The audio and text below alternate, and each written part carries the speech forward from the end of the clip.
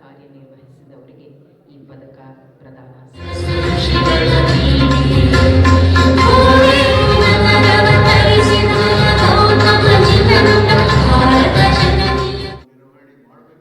ಅವೆಲ್ಲವುಗಳನ್ನು ಮಾಡ್ತಕ್ಕಂಥ ಮೊದಲನೇ ಹಂತ ಅದು ಏನು ಕೇಂದ್ರ ಕಚೇರಿಯಲ್ಲಿರ್ತಕ್ಕಂಥ ಅಧಿಕಾರಿ ಬಹಳಷ್ಟು ಸಮಯದಲ್ಲಿ ವನ್ಯಪ್ರಾಣಿ ಸಂಘರ್ಷದಲ್ಲಿ ನಾವು ಲೇಖದರ್ಶಿನಿ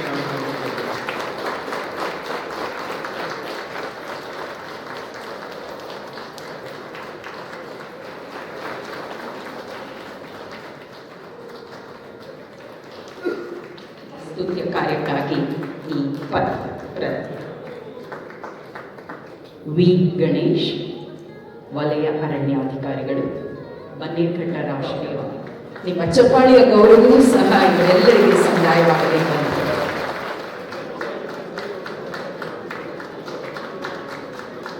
ಎ ರೇಣುಕಮ್ಮ ಒಳಿತಿನ ಕೆಲಸ. ಅರಣ್ಯ ಇಲಾಖೆಯ 100 ದಿನದ ಸಾಧನೆಯ ಕೈಪಿಡಿ ಸನ್ಮಾನ್ಯ ಶ್ರೀ ಈಶ್ವರ್ ವಿ ಖಂಡ್ರೆ ಅವರ ಸಾರಥ್ಯದಲ್ಲಿ 100 ದಿನದ ಸಾಧನೆ ಅಲ್ಲದೆ ಈಗಷ್ಟೇ ಪುರಸ್ಕಾರವನ್ನು ಸಾಧ್ಯ ಮಾಡಿಕೊಂಡ ಈ ಎಲ್ಲ ವಿಜೇತರ ಸಾಧನೆಯ ವಿವರಗಳನ್ನು ನೀಡುವಂತಹ ಕೈಪಿಡಿ ಇವೆರಡೂ ಈ ಸಂದರ್ಭದಲ್ಲಿ ಬಿಡುಗಡೆಯಾಗಿದೆ. 100 ದಿವಸಗಳ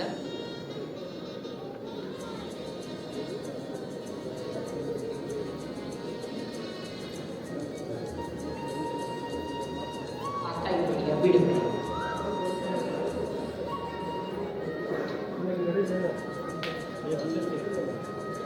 ಅರಣ್ಯ ಸಂಪತ್ತಿನ ಸಂರಕ್ಷಣೆಯಲ್ಲಿ ಇವರೆಲ್ಲರೂ ಕಾರ್ಯನಿರ್ವಹಿಸಿರುವ ಬಗೆ ಹೇಗೆ ಎಂಬ ವಿವರವನ್ನು ನೀಡುವಂತಹ ಹೊತ್ತಿಗೆ ಇದು.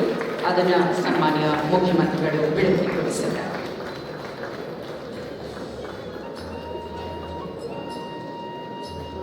ಮಾನ್ಯ ಅರಣ್ಯ ಸಚಿವರಾದಂಥ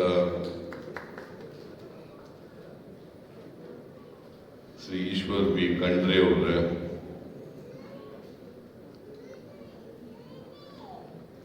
ಇನ್ನೊಬ್ಬರು ಸಚಿವರಾದಂಥ ಶ್ರೀ ಪ್ರಿಯಾಂಕ್ ಖರ್ಗೆ ಅವರ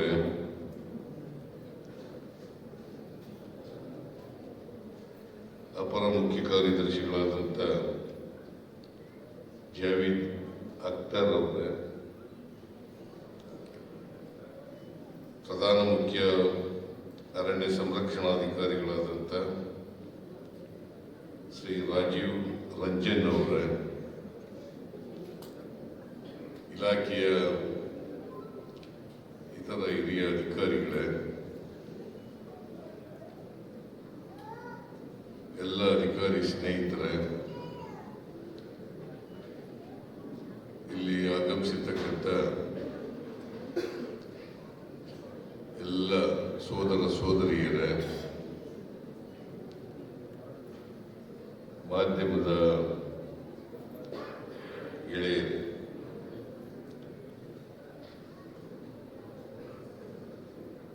ಇವತ್ತು ಮುಖ್ಯಮಂತ್ರಿಗಳ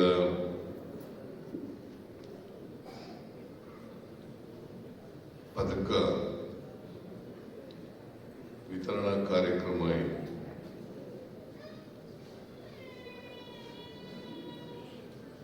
ಎರಡು ವರ್ಷಗಳಿಂದ ಈ ಪದಕ ವಿತರಣಾ ಸಮಾರಂಭವನ್ನು ಮಾಡಿರಲಿಲ್ಲ. 2020 ಮತ್ತು 2021ನೇ ವರ್ಷ, 2 ವರ್ಷಗಳ ಪದಕ ವಿತರಣಾ ಸಮಾರಂಭವನ್ನು ಇವತ್ತು ಅರಣ್ಯ ಇಲಾಖೆಯವರು ಮಾಡಿದ್ದಾರೆ. 2 ವರ್ಷಗಳ ಈ ಅವಧಿನಲ್ಲಿ 2 ವರ್ಷಗಳಿಗೆ 50 ಪದಕಗಳನ್ನು ವಿತರಣೆ ಮಾಡಿದ್ದೀವಿ. 1 ವರ್ಷಕ್ಕೆ 25 ಪದಕ, 2 ವರ್ಷಗಳಿಗೆ 50 ಪದಕಗಳನ್ನು ಇವತ್ತು ವಿತರಣೆ ಮಾಡಿದ್ದೀವಿ. ಎಲ್ಲ ಪದಕ ವಿಜೇತರಿಗೆ ಅಭಿನಂದನೆಗಳನ್ನು ಈ ಸಂದರ್ಭದಲ್ಲಿ ಸಲ್ಲಿಸಲಿಕ್ಕೆ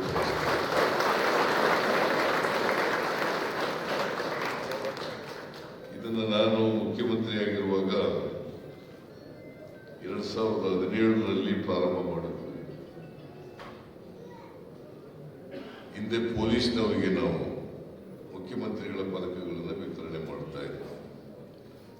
ಅದು 1982 ಇಸ್ವಿನಲ್ಲಿ ಪ್ರಾರಂಭ ಆಯಿತು. ಅದು ಅಲ್ಲಿಂದ ಪ್ರತಿ ವರ್ಷ ಅವರಿಗೆ ಮುಖ್ಯಮಂತ್ರಿಗಳ ಪದಕಗಳನ್ನು ಕೊಡ್ತಾ ಇದ್ದೀವಿ. ಜೊತೆಗೆ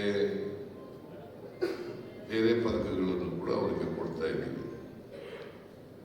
ಅರಣ್ಯ ಇಲಾಖೆಯವರಿಗೆ ನಾವು ಈ ಪದಕ ಕೊಡ್ತಕ್ಕಂಥ ಪದ್ಧತಿ ಇರಲಿಲ್ಲ. ಪಾಪ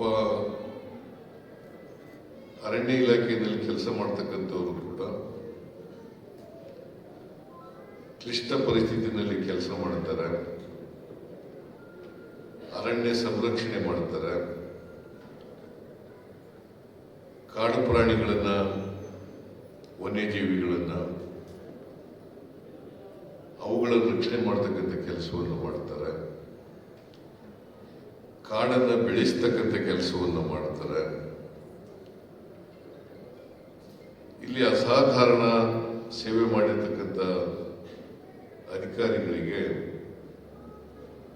ಮುಖ್ಯಮಂತ್ರಿಗಳ ಪದಕವನ್ನು ಕೊಟ್ಟು ಅವರಿಗೆ ಉತ್ತೇಜನವನ್ನು ನೀಡಬೇಕು ಅನ್ನೋ ಕಾರಣಕ್ಕೋಸ್ಕರ ಹೇಗೆ ಪೊಲೀಸ್ ಇಲಾಖೆಯಲ್ಲಿ ಮುಖ್ಯಮಂತ್ರಿಗಳ ಪದಕ ಕೊಡ್ತಾ ಇದ್ದಾವೆ, ಅದೇ ರೀತಿ ಅರಣ್ಯ ಇಲಾಖೆಯಲ್ಲೂ ಕೊಡ್ತಕ್ಕಂಥದ್ದನ್ನು 2017ರಲ್ಲಿ ಪ್ರಾರಂಭ ಮಾಡಿತು.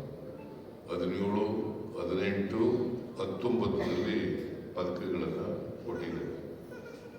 17, 18, 19, 20, 21ರಿಂದ ಕೊಟ್ಟಿಲ್ಲ. ನಾನು ನನ್ನ ಸಲಹೆ ನಮ್ಮ ಅರಣ್ಯ ಸಚಿವರಿಗೂ ಕೂಡ ಹೇಳಿದ್ದೇನೆ, ಇನ್ನು ಮುಂದೆ ಹಿಂದಿನ ವರ್ಷದ ಈ ವರ್ಷ ಕೊಡಬೇಕು. 2 ವರ್ಷದ್ದು 3 ವರ್ಷದ್ದು ಒಟ್ಟಿಗೆ ಕೊಡ್ತಕ್ಕಂಥ ಪರಿಪಾಠ ಇರಬಾರ್ದು. 2022 ಈ ವರ್ಷ ಕೊಡಬೇಕು, 23, 24 ಮುಂದಿನ ವರ್ಷ ಕೊಡಬೇಕು. ಯಾವಾಗ ಕೊಡ್ತೀರೋ ಏನೋ ಗೊತ್ತಿಲ್ಲ. ಈಗ 22 ಕೊಟ್ಟಿಲ್ಲ, 21 ಮಾತ್ರ ಕೊಟ್ಟಿರೋದು.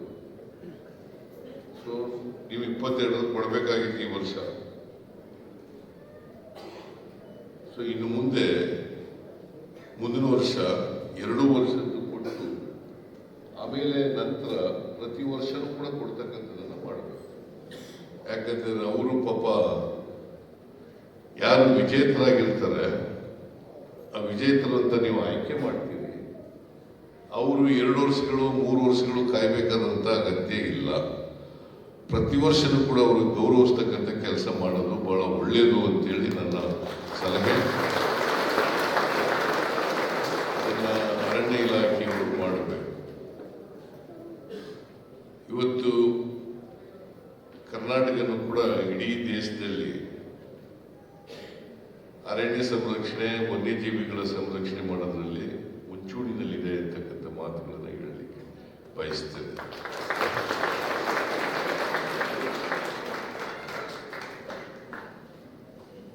ಕೆಲವು ಅಧಿಕಾರಿಗಳು ಬಹಳ ಕಷ್ಟಪಟ್ಟು ಕೆಲಸ ಮಾಡ್ತಾರೆ.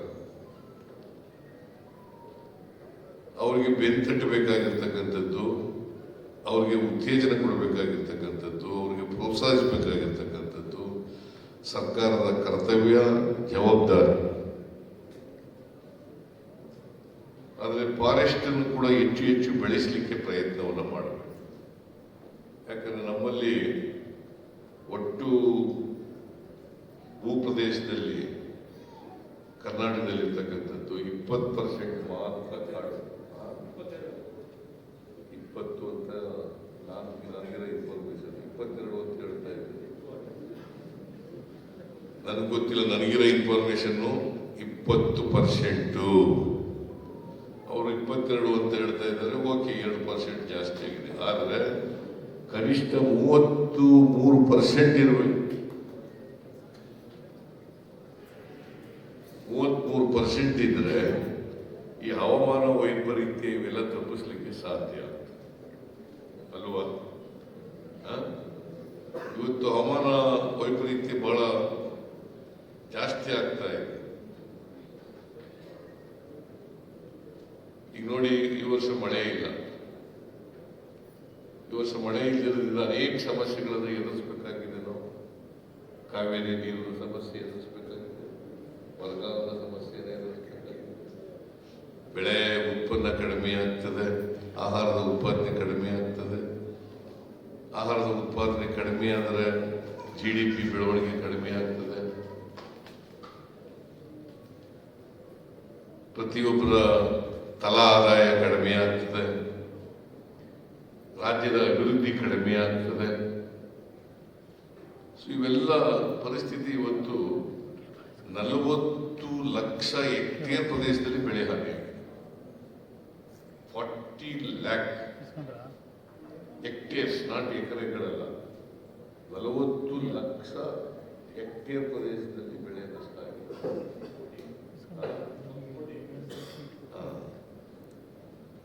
ಸೊ 1 ಕೋಟಿ ಎಕರೆ ನಷ್ಟ ಆಗಿದೆ ಅಂತಂದ್ರೆ ಎಷ್ಟು ಬೆಳೆ ಕಡಿಮೆ ಆಗ್ತದೆ? 50% ಬೆಳೆ ಹಾನಿಯಾಗಿದೆ. ಶೇಕಡ 50%, 51-52% ಆಗಿದೆ. ಬಟ್ ಮಳೆ ಇಲ್ಲದೆ ಹೋದ್ರೆ ಭಾರಿ ಕಷ್ಟ ಆಗ್ತದೆ. ಅದಕ್ಕೋಸ್ಕರ ಹವಾಮಾನ ಪ್ರತಿ 4 ವರ್ಷಕ್ಕೆ 5 ವರ್ಷಕ್ಕೆ ಒಂದ್ಸಾರಿ ಈ ಥರದ್ದು ಬರ ಬರ್ತಕ್ಕಂಥ ಪರಿಸ್ಥಿತಿ ನಿರ್ಮಾಣ ಆಗ್ತಾ ಇದೆ. ಅದಕ್ಕೆ ಕಾಡು ಹೆಚ್ಚಾಗಿದ್ರೆ ಹವಾಮಾನನ ನೀವು ತಡೆಗಟ್ಟಲಿಕ್ಕೆ ಸಾಧ್ಯ ಆಗ್ತದೆ, ಬದಲಾವಣೆ ತಡೆಗಟ್ಟಲಿಕ್ಕೆ ಸಾಧ್ಯ ಆಗ್ತದೆ. ಕಾಡು ಚೆನ್ನಾಗಿ ಬೆಳೆದರೆ ನಾವು ಮಳೆಯನ್ನು ಕೂಡ ಹೆಚ್ಚು ಬರಲಿಕ್ಕೆ ಸಾಧ್ಯ ಆಗ್ತದೆ. ಅದಕ್ಕೋಸ್ಕರ ಕಾಡನ್ನು ಹೆಚ್ಚು ಬೆಳಿಬೇಕು. ನಾನು ಅವರಿಗೆ ಒಂದು ಪ್ರಶ್ನೆ ಕೇಳಿದೆ ನಾನು ಮೊನ್ನೆ. ಪ್ರತಿ ವರ್ಷ 5 ಕೋಟಿ 3 ಕೋಟಿ 4 ಕೋಟಿ ಗಿಡ ನೆಡ್ತೀವಪ್ಪ, ಆದರೆ ಫಾರೆಸ್ಟ್ ಹೆಚ್ಚಾಗಿ ಬೆಳೀತಾನೆ ಇಲ್ಲ, ಅನೇಕ ವರ್ಷಗಳಿಂದ ಸ್ಟ್ಯಾಗ್ನೆಂಟ್ ಆಗುತ್ತೆ. ಸೊ ಇದು 0.5% 1% ಆದ್ರೂ ಕೂಡ ಕಾಡು ಬೆಳೆಸಲಿಕ್ಕೆ ಪ್ರಯತ್ನವನ್ನು ಮಾಡಬೇಕು. ಕಾಡು ಹಸಿರಾಗಿದ್ರೆ, ಕಾಡು ಬೆಳೆದರೆ, ಕಾಡಿನ ವಿಸ್ತೀರ್ಣ ಜಾಸ್ತಿ ಆದರೆ ರಾಜ್ಯಕ್ಕೆ ಹೆಚ್ಚು ಅನುಕೂಲ ಆಗ್ತದೆ. ಆಮೇಲೆ ಇತ್ತೀಚೆಗೆ ಪ್ರಾಣಿ ಮತ್ತು ಮನುಷ್ಯರ ಸಂಘರ್ಷ ಜಾಸ್ತಿ ಆಗಿದೆ, ಮಾನವ ಸಂಘರ್ಷ ಜಾಸ್ತಿ ಆಗ್ತಾ ಇದೆ. ಅದನ್ನ ತಪ್ಪಿಸ್ತಕ್ಕಂಥ ಪ್ರಯತ್ನವನ್ನ ಮಾಡಬೇಕು. ನಾವು ಒಂದ್ ಕಡೆ ಖುಷಿ, ಯಾಕಂದ್ರೆ ಅರಣ್ಯದಲ್ಲಿ ಆನೆಗಳ ಸಂಖ್ಯೆ ಜಾಸ್ತಿ ಇದಾವೆ ಅಂತ ಒಂದ್ ಕಡೆ ಖುಷಿ ಇದೆ. ಇನ್ನೊಂದ್ ಕಡೆ ದೇಶಕ್ಕೆ ನಂಬರ್ 1 ಅಲ್ಲ, ದೇಶಕ್ಕೆ ನಂಬರ್ 1 ಆನೆಗಳು ಇರ್ತಕ್ಕಂಥ ಸಂಖ್ಯೆ ಇದೆಯಲ್ಲ ಹೆಚ್ಚು ಇದಾವೆ. ಹುಲಿಗಳು ಕೂಡ ಇದಾವೆ, ನಂಬರ್ 2. ಬರೀ ಅದರಲ್ಲಿ ಬೆನ್ನು ತಟ್ಟುಗಳಕ್ಕಾಗಲ್ಲ. ಈಗ ಆನೆಗಳು ಹುಲಿಗಳೆಲ್ಲ ಈಚೆ ಬಂದ್ಬಿಡ್ತಾ ಇದ್ದಾವೆ, ಬಂದ್ಬಿಟ್ಟು ಮನುಷ್ಯನೆಲ್ಲ ಸಾಯಿಸ್ತಾ ಇದ್ದಾವೆ. ಜೊತೆಗೆ ಅರಣ್ಯ ಸಂರಕ್ಷಣೆ ಮಾಡ್ತಕ್ಕಂಥ ಅಧಿಕಾರಿಗಳು ಕೂಡ ಸತ್ತು ಹೋಗ್ತಾರೆ. This is a bad development ಅಲ್ವಾ? ಅದಕ್ಕೋಸ್ಕರ ನೀವೆಲ್ಲರೂ ಕೂಡ ಗಂಭೀರವಾಗಿ ಯೋಚನೆ ಮಾಡಬೇಕು.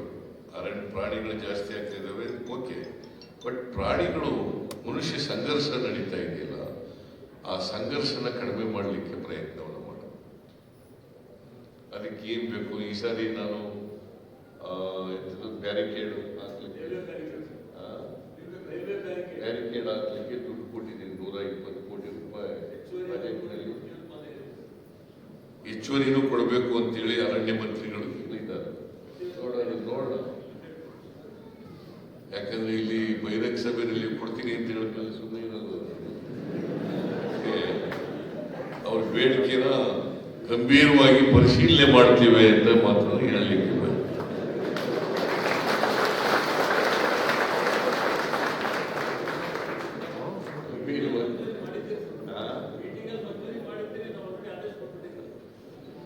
ಸೊ ಕಾರಣ ಯಾಕಪ್ಪ ಅಂತಂದ್ರೆ ಬ್ಯಾರಿಕೇಡನ್ನು ಹೆಚ್ಚಾಗಿ ಮಾಡಿ ಪ್ರಾಣಿಗಳು ಹೊರಗಡೆ ಬರದ ರೀತಿಯಲ್ಲಿ ನೋಡ್ಕೊಳ್ತಕ್ಕಂಥದ್ದಾಗುತ್ತೆ. ಆದರೆ ಇನ್ನೊಂದು ನೀವು ಮಾಡಬೇಕಾಗಿರ್ತಕ್ಕಂಥದ್ದು, ಪ್ರಾಣಿಗಳು ಸಾಮಾನ್ಯವಾಗಿ ಮೇವಿಗೆ, ಕುಡಿಯ ನೀರಿಗೆ ಅವು ಸಿಕ್ಕಿದ್ರೆ ಹೊರಗಡೆ ಬರ್ತವೆ.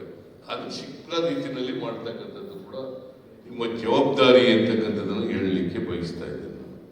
ಯಾಕಂದ್ರೆ ಪ್ರಾಣಿಗಳಿಗೆ ಆಹಾರ ಸಿಕ್ಕಿದ್ರೆ, ಕುಡಿಯಕ್ಕೆ ನೀರು ಸಿಕ್ಕಿದ್ರೆ ಆಹಾರ ಹುಡಿಕೊಂಡು ಹೋಗ್ಬೇಕಾದಂತ ಅಗತ್ಯ ಇಲ್ಲ. ಆ ಆಹಾರನ ಅಲ್ಲೇ ಕಾಡಿನೊಳಗಡೆ ಸಿಗೋ ರೀತಿಯಲ್ಲಿ ನೀವು ಮಾಡಿದ್ರೆ, ಕುಡಿಯಕ್ಕೆ ನೀರು ಅಲ್ಲೇ ಸಿಗೋ ರೀತಿ ಮಾಡಿದ್ರೆ,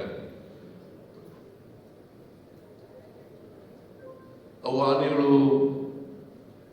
ಆಹಾರ ಹುಡಿಕೊಂಡು ನೀರು ಹುಡಿಕೊಂಡು ಬರಬೇಕಾದಂತ ಅಗತ್ಯ ಇಲ್ಲ. ಪ್ರಾಣಿಗಳು ಈಗ ಏನಾಗಿದೆ, ಅನೇಕ ಕಡೆಗಳಲ್ಲಿ ಈ ಚಿರತೆಗಳು, ಹುಲಿಗಳು ಎಲ್ಲ ಈಚೆ ಬಂದ್ಬಿಡ್ತಾ ಇದ್ದಾವೆ. ಮೊದಲು ಕಡಿಮೆ ಇತ್ತು, ಹಿಂಗೆಲ್ಲ ಬರೋದು ಬಹಳ ಕಡಿಮೆ ಇತ್ತು. ಇತ್ತೀಚೆಗೆ ದಿನಗಳಲ್ಲಿ ಬಹಳ ಕಡಿಮೆ ಇದೆ. ಆಮೇಲೆ ಅದನ್ನು ಜನ ಸಾಯಿಸಿದ ಮೇಲೆ ಆಮೇಲೆ ಹಿಡಿಯಕ್ಕೆ ಪ್ರಯತ್ನ ಮಾಡೋದು. ನೀವೇನೋ ಪರಿಹಾರ ಕೊಡ್ಬೋದು, ಆದರೆ ಬೆಳೆ ನಷ್ಟ ಆದದಕ್ಕೆ ಪರಿಹಾರ ಕೊಡ್ತಾ ಇಲ್ಲ. ನಾವು ಸತ್ತವ್ರಿಗೆ ಪರಿಹಾರ ಕೊಡ್ತೀವಿ, ರೈತರಿಗೆ ಹಾನಿ ಆಗ್ತದೆ. ಸೊ ಇದನ್ನು ಕೂಡ ಗಮನದಲ್ಲಿ ಇಟ್ಕೋಬೇಕಾಗ್ತದೆ. ಅದಕ್ಕೆ ಪ್ರಾಣಿಗಳಿಗೆ ಮೇವು, ನೀರು ಸಿಕ್ಕ ರೀತಿಯಲ್ಲಿ ನೋಡ್ಕೊಳ್ತಕ್ಕಂಥದ್ದನ್ನು ಮಾಡಬೇಕು. ಸೊ ಆ ದಿಕ್ಕಿನಲ್ಲಿ ಹೆಚ್ಚು ಪ್ರಯತ್ನಗಳು ನಡೀಲಿ ಅಂತೇಳಿ ನಾನು ಹಾರೈಸ್ತೇನೆ. ಮತ್ತೆ ಹಂತ ಹಂತವಾಗಿ ಬ್ಯಾರಿಕೇಡ್ ಹಾಕಿ ಪ್ರಾಣಿಗಳು ಬರದ ರೀತಿ ನೋಡ್ತಕ್ಕಂಥ ಪ್ರಯತ್ನವನ್ನು ಮಾಡೋಣ ಅಂತಕ್ಕಂಥ ಮಾತುಗಳನ್ನು ಹೇಳಿ ನಾನು ಹೆಚ್ಚು ಮಾತನಾಡ್ಲಿಕ್ಕೆ ಹೋಗಲ್ಲ. ಬಿಕಾಸ್ ನನಗೆ ಇನ್ನೊಂದು 4 ಗಂಟೆಗೆ ಮೀಟಿಂಗ್ ಇದೆ, ಮೀಟಿಂಗ್ ಹೋಗ್ಬೇಕಾಗಿದೆ. ಮತ್ತೊಮ್ಮೆ ಯಾರ್ಯಾರು ಪದಕ ವಿಜೇತರಿದ್ದಾರೆ ಅವರೆಲ್ಲರೂ ಕೂಡ ಪಾಪ ಕಷ್ಟಪಟ್ಟು ಧೈರ್ಯದಿಂದ ಕೆಲಸ ಮಾಡಿರ್ತಾರೆ. ಅಂತ್ಯವ್ರಿಗೆ ಆಯ್ಕೆ ಮಾಡಿದ್ದೀವಿ. ಅದು ಬೇರೆಯವ್ರಿಗೂ ಕೂಡ ಸ್ಫೂರ್ತಿ ಬರಲಿ ಅಂತೇಳಿ ನಾನು ಹಾರೈಸ್ತೇನೆ.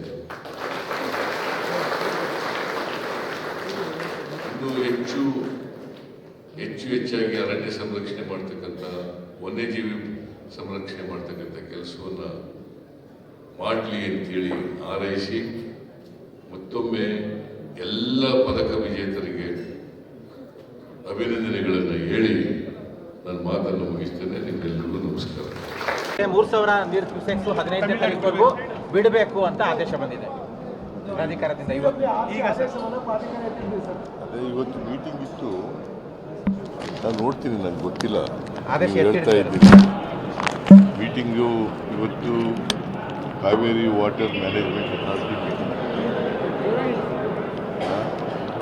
ಕಾವೇರಿ ಮ್ಯಾನೇಜ್ಮೆಂಟ್ ಅಥಾರಿಟಿ ಮೀಟಿಂಗ್ ಇತ್ತು. ನಾವು ಇದ್ರ ಬಗ್ಗೆ ನಾನು ಹೇಳಿದ್ದೀನಿ, ಸುಪ್ರೀಂ ಕೋರ್ಟ್ ಮುಂದೆ ಇದನ್ನು ಪ್ರಶ್ನೆ ಮಾಡಲಿಕ್ಕೆ ಸಾಧ್ಯನಂತ ಲೀಗಲ್ ಟೀಮ್ ಜೊತೆ ಎಲ್ಲ ಮಾತಾಡ್ತೀನಿ.